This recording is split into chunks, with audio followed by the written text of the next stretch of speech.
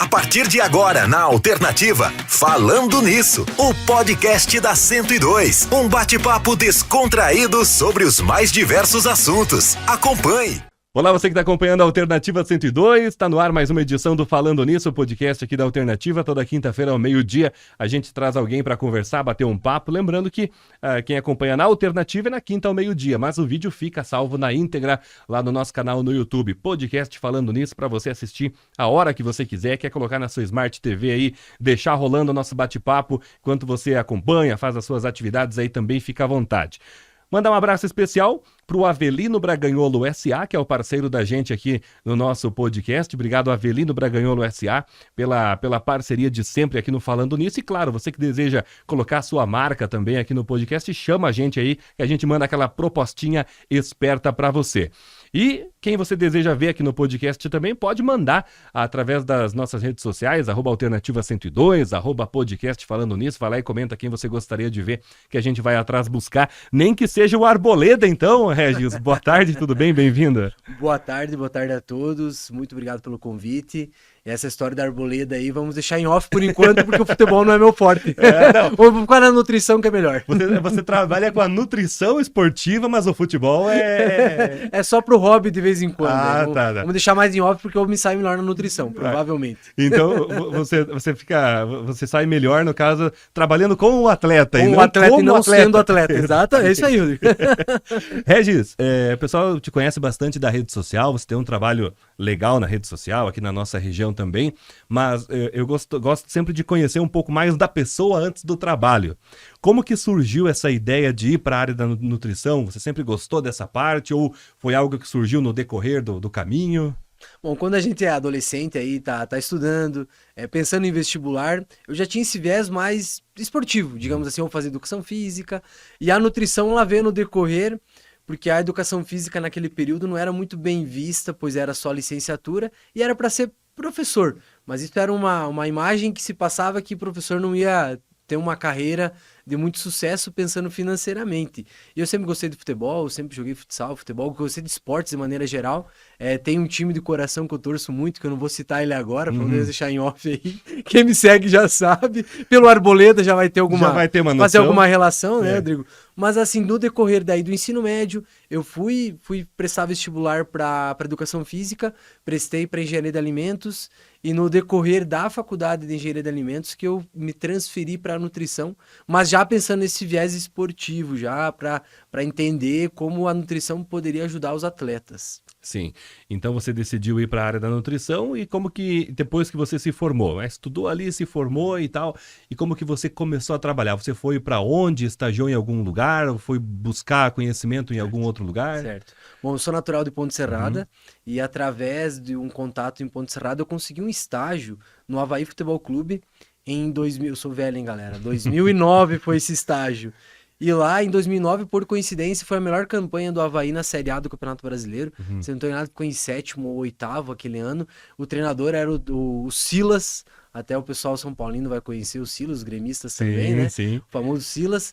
E durante esse estágio lá no Avaí Futebol Clube, que eu me identifiquei muito mais ainda com a nutrição esportiva, porque eu busquei esse estágio, eu estive lá presente em loco, dentro do vestiário, nos jogos, com a equipe profissional, e aí eu voltei formado já para Ponte Serrada, e o meu primeiro trabalho foi no setor público, onde eu ainda concilio até hoje, que era na Prefeitura de Varjão.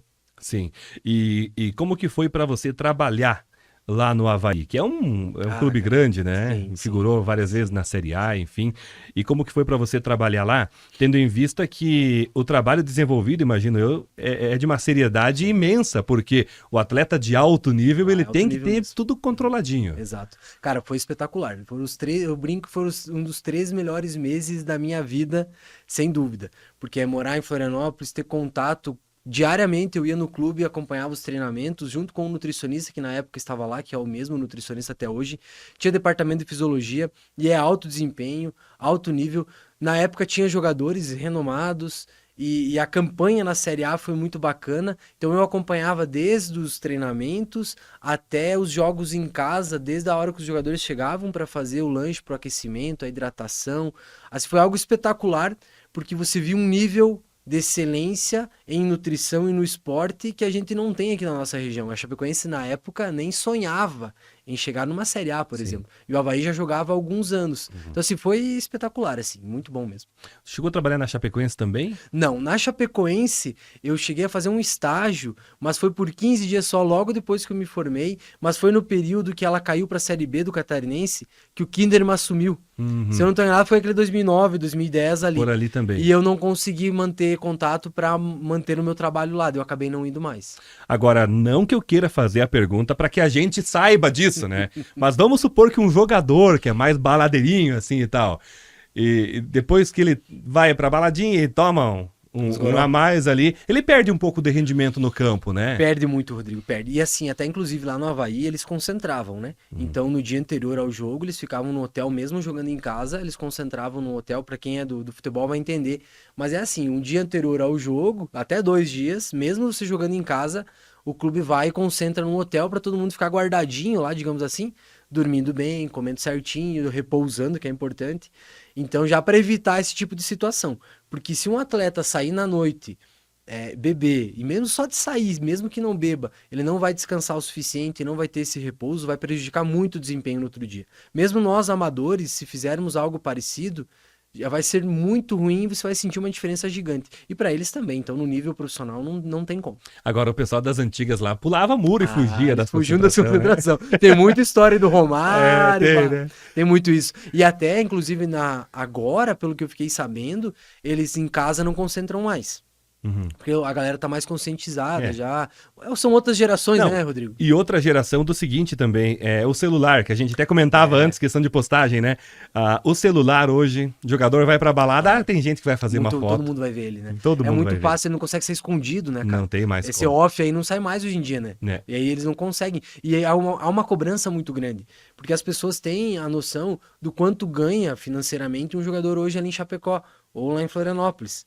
E a exposição dele é muito grande se ele sair mesmo durante a semana, quando eles poderiam, teoricamente, sair, eles evitam e fazem festas mais em off, janta e tal, para tentar evitar essa exposição. Mas para prejuízo dentro de campo, para desempenho, é terrível. Muito ruim, vai prejudicar. Bom, mas eu dei esse gancho aí para poder perguntar realmente, né?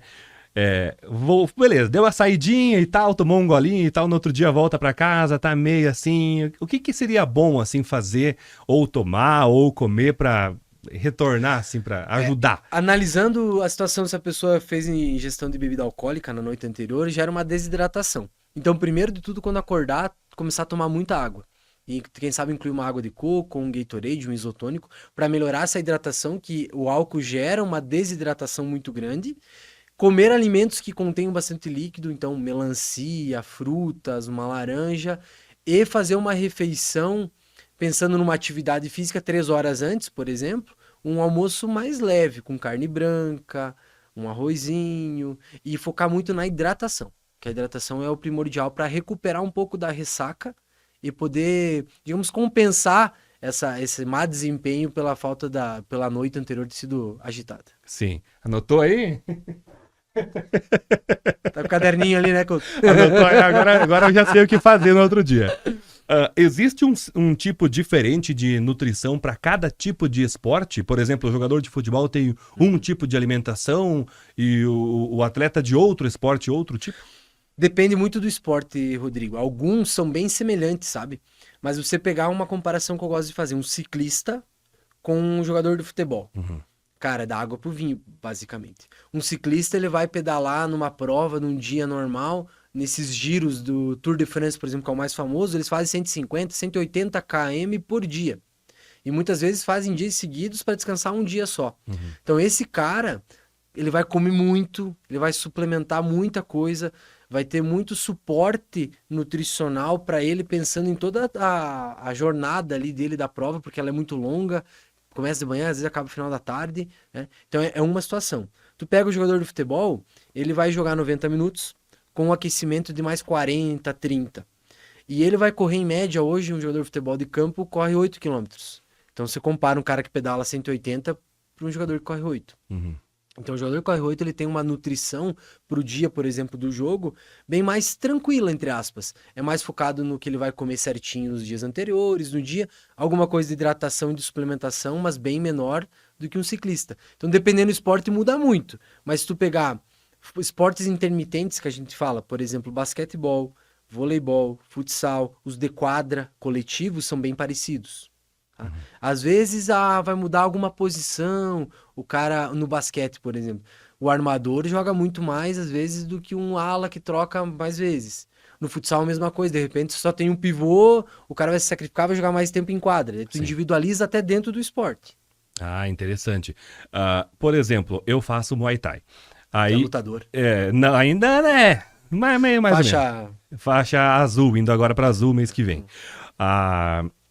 Por exemplo, assim, se eu comer qualquer coisa 3 horas antes de ir pro treino, lá eu não me sinto bem. Parece que pesa. Mesmo 3 horas antes. Mesmo 3 horas antes. Existe alguma coisa que possa comer ali antes do treino para não ir Certo. com a barriga vazia treinar? Eu acho Certo. que é. O ideal, vamos falar o ideal. O ideal seria de 3 a 4 horas antes. No teu caso, tu disse que 3 tu já sente um desconforto. Talvez teria que ser ainda mais cedo. Se for uma refeição principal, por exemplo, almoço e jantar, 3 a 4 horas.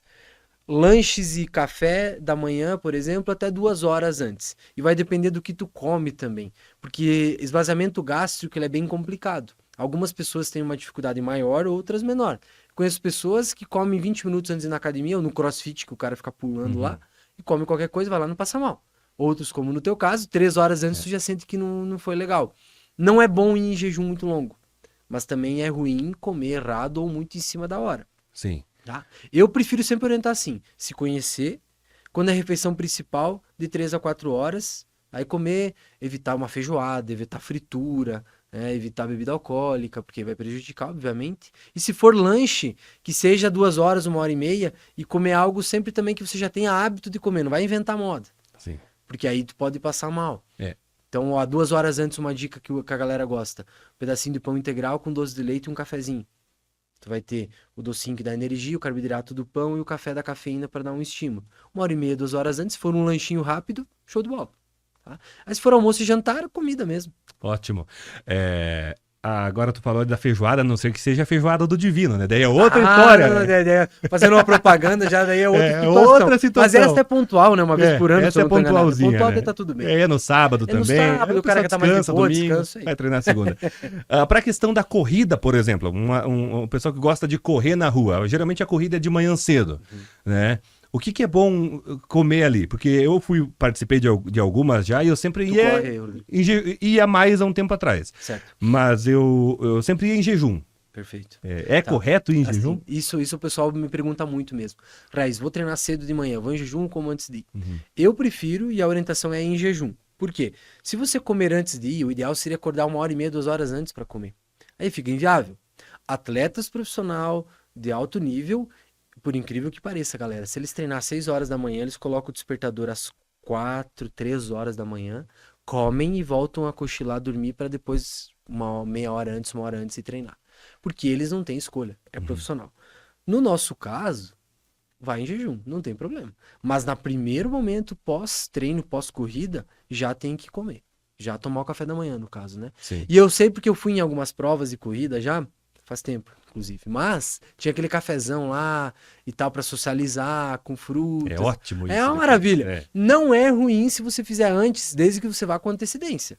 Se a corrida vai começar às 8, tu chegar lá 1h30 antes, mas é difícil. Sim. E muitas vezes a organização nem organizou ainda o café lá, enfim, né? Porque vai dar 2 quilômetros, você vai estar Isso aí. pesado, morto. E a chance de passar mal com um alimento muito próximo à tua atividade física, ela é muito grande. Porque tá ali no teu estômago, não digeriu ainda, e você tá correndo, né? Vai dar azia, má digestão, náusea, pode até vomitar. Regis, por que o pessoal busca mais a questão do nutricionista, a academia, nessa época de agora em diante? Né? Ontem veio o Cris da academia da Star Fit aqui, e ele falou pra gente ali, não, mas o pessoal busca mais agora, o pessoal tem que se preparar durante o inverno para agora tá bom, né? Exatamente. Esse é um erro grave que a maioria das pessoas cometem. O imediatismo. Querer resultado rápido. E aí é sazonal. O meu trabalho, muitas vezes eu brinco, e da academia também, ele é sazonal. Verão, a procura é gigante, tem uma demanda enorme. No inverno, quase não aparece ninguém. Sendo que realmente o corpo do verão se constrói no inverno. Porque tu não vai ter resultados expressivos em 2, 3 meses. Sim. Você vai ter em 6 meses, 1 ano, a médio e longo prazo. Mas esse período é uma loucura. O que dá para se fazer nesse período que as pessoas às vezes acham que não dá para fazer milagre, mas dá para melhorar muita coisa. 90 dias, por exemplo, se você quer emagrecer, tu consegue perder de 2 a 4 quilos por mês. Então, se tu tem que perder 10, 8, 6, ok. Mas se a pessoa precisa perder 20 ou 30, não é em 3 meses no verão que vai melhorar, né? Não vai conseguir. Você vai começar agora, no caso, pro verão do ano que vem. Basicamente Tá bom. seria isso. E assim, ó, Rodrigo, isso é uma coisa importante para quem está nos ouvindo. Sempre pensar que a mudança de hábito e o estilo de vida tem que ser algo que você mantenha a médio e longo prazo. Porque se você ficar oscilando isso entre verão e inverno, dificilmente tu consegue um resultado duradouro. E com a idade, o metabolismo vai piorando. Você que já passou dos 30 aí sabe o que eu tô falando. O metabolismo piora, para ganhar gordura é mais fácil. Para ganhar gordura é mais fácil, para ganhar massa muscular é mais difícil. E para emagrecer é mais difícil. E com a idade, de década em década, a gente vai piorando o nosso metabolismo. Isso é terrível. Qual é a maior dificuldade que as pessoas relatam pra ti, assim, que tem na hora de emagrecer, de perder peso? A pessoa chega lá e diz, eu não consigo porque tal coisa, tal coisa. Tem N situações, mas hoje eu ainda acho que é a questão de rotina. Criar uma rotina para comer o que é para comer. No geral, a maioria, Rodrigo, sabe o que é para comer. Se nós conversar aqui, trocar uma ideia sobre o que tu come e tal, tu vai dizer, eu sei que era melhor comer o menos pão de noite, não ficar sem café da manhã, jantar menos, comer mais proteína, comer mais salada, mais fruta, mas se tu pega no teu dia a dia, tu não consegue às vezes colocar isso em prática. Então acho que o mais difícil hoje é você tirar o tempo e criar a rotina para se dedicar a comer saudável. Porque muitas vezes você sabe, mas não consegue colocar em prática. E nós vivemos um mundo muito corrido hoje, muito agitado. Aí eu vou citar o meu exemplo, eu trabalho praticamente em 4 lugares. Sou quase o Július. O dobro do Július. O dobro do Július. Aí o cara tem família, tem outras situações, né? Sim. E você não consegue, muitas vezes, ter um tempo hábil ali para se dedicar a produzir o alimento, comprar o alimento certo, ter os alimentos que são mais saudáveis. Agora, às vezes a gente tá lá, faz uma atividade física e tal, diz assim, não, eu vou acessar aqui um site, vou comprar aqui um wheyzinho, vou começar a tomar e coisa e tal. O que você tem para falar, assim, sobre essa questão do pessoal que compra a suplementação, se automedica nessa questão? O suplemento é uma coisa, assim, que gera uma certa confusão muitas vezes. Por quê, Rodrigo? O ideal seria a gente ter uma orientação do nutricionista que vai saber exatamente a tua necessidade, em que momento você vai tomar, o quanto você vai tomar, por quanto tempo você vai tomar, em que contexto da tua alimentação e do teu objetivo com a atividade física que você vai fazer. Aleatoriamente, assim, tomar, talvez você vai jogar dinheiro fora. E pode ocorrer de você estar tomando algo que não precisava e até gerar uma consequência na saúde. Eu prefiro sempre ter essa orientação do nutricionista que consegue te orientar a como tomar e o porquê tomar. Mas, no geral, o whey protein, por exemplo, não tem contraindicação. Então, se tomar assim lá num lanche da tarde, mesmo sendo aleatoriamente, mal não vai fazer. E se a pessoa começar a trocar isso por algo que era ruim, comia um pastel no meio da tarde, tomar uma coca, trocou por um whey e uma fruta, é 10. Nota 10. 10.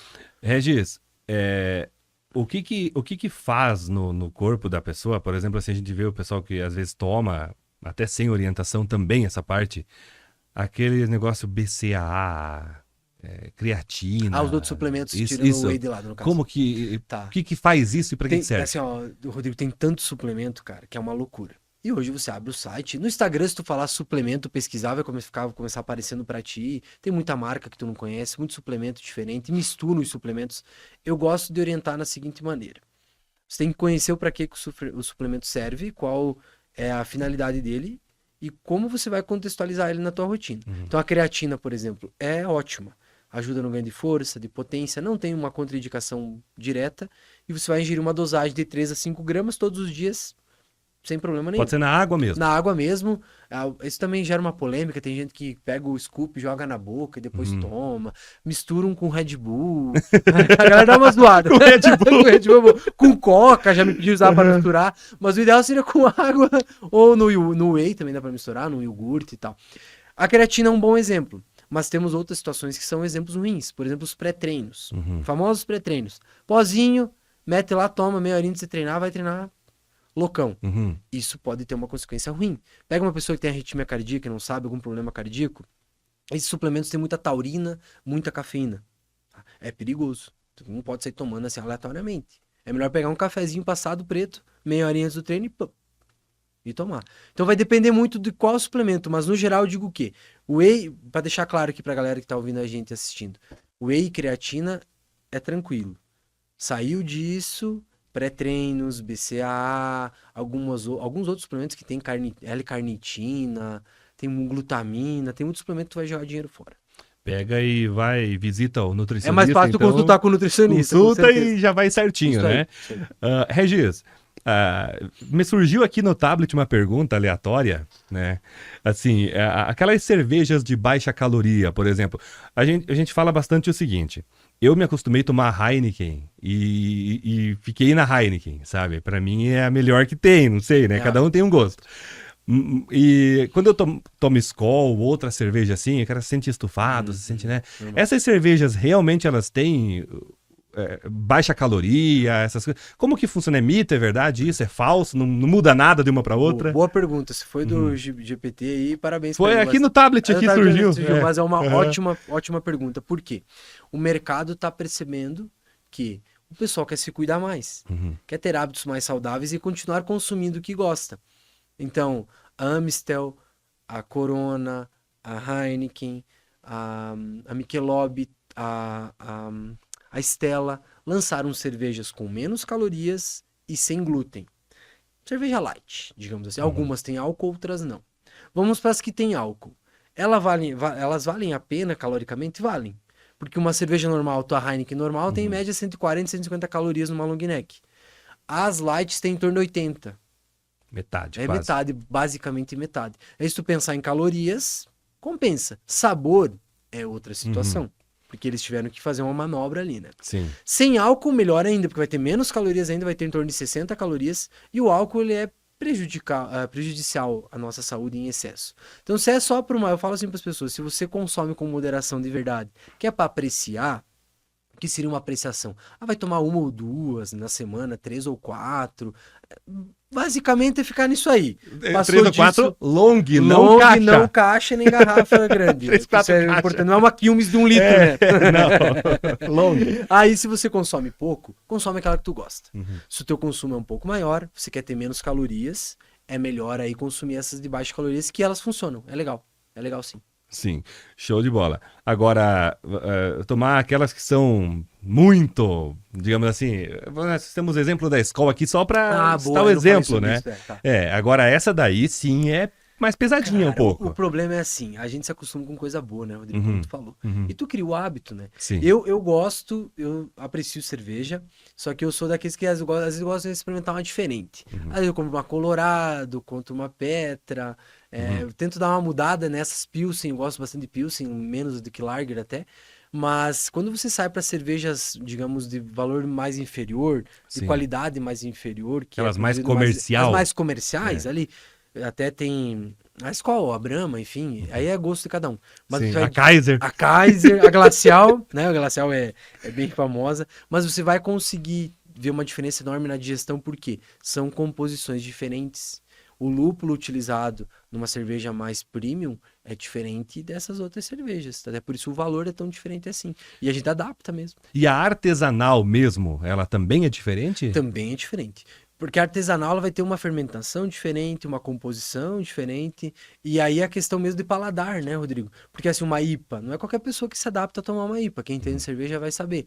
Aí a Pilsen é mais fácil. Sim. A Pilsen é mais fácil, a Lager é mais fácil.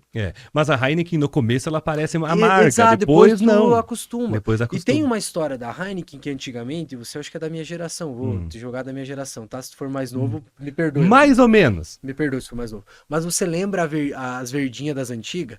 Era bem mais amarga. Bem mais amarga. Sim. mais amarga. Eles mudaram a composição lá. Era mais amarga. Bem mais amarga. Nós não conseguíamos tomar direito. E eu vi alguma coisa, não sei se tem a ver isso ou não, que ela se tornou amarga em função da embalagem ser clarinha.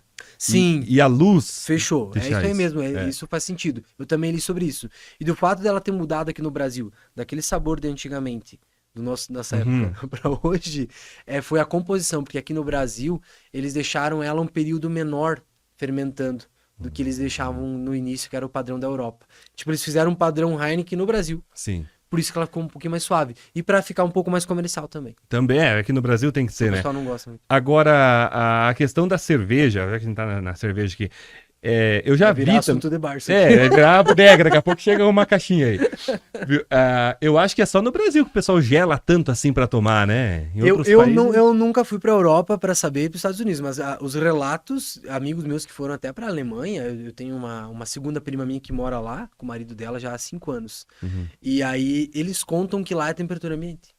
Pois é. Cerveja de temperatura ambiente. E aqui a gente fala que... Não dá Gelado. pra falar aqui no ar o que a gente fala, né? Mas é isso aí. É aquilo, né? É. E aqui é hábito de brasileiro. Sim, gelado, tem que ser E gelado. nos Estados Unidos também eles falam que tomam a temperatura ambiente. Só que, por outro lado, Rodrigo, lá na Alemanha, por exemplo, eles falam que é a temperatura ambiente, porque o inverno lá... Sim, a temperatura ambiente lá não é o que a gente tá hoje aqui. E no verão, eles gelam. Porque o verão lá é bem quente. Sim. Eles gelam, mas não é essa o gelar nosso. Não, aqui hoje, no dia da gravação do quadro, que vai pro ar outro dia, né? No dia da gravação, hoje tá 32 graus aqui em Faxinal. 30 graus não existe. Não tem como tomar uma cerveja a 32 graus, não né? Não existe. Não faz sentido.